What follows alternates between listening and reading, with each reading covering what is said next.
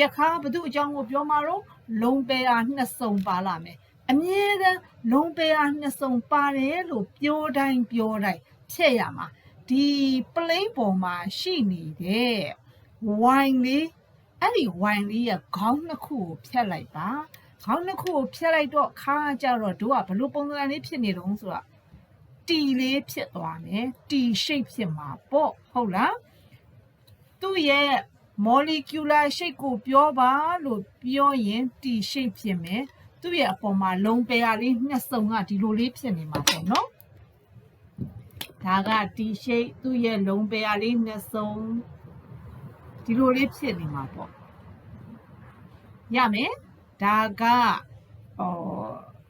trigonal bipyramidal လေးမှာဘာလေးပါလာအောင်ဆိုလုံပယ်အားနှစ်စုံပါလာတာ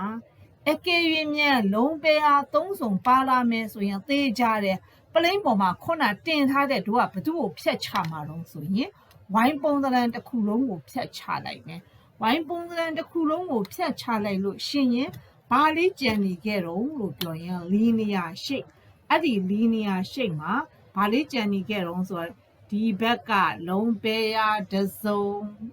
ဒီဘက်မြင်နေတယ်ဒီဘက်ကလုံပယ်အားတစ်စုံဒီဘက်ကလုံပယ်အားနှစ်စုံဟိတ်ဘက်ကလုံပယ်အားတစ်စုံပလိန်းပေါ်မှာရှိသမျှအလုံးပြတ်ထွက်သွားမယ်ဒါဆိုရင်ဒါဒီဘာတိုက်တုံးလို့ပြောရင် ax ဘယ်နှခုတော့2 e ကဘယ်နှခုတော့ဆို3ခု e3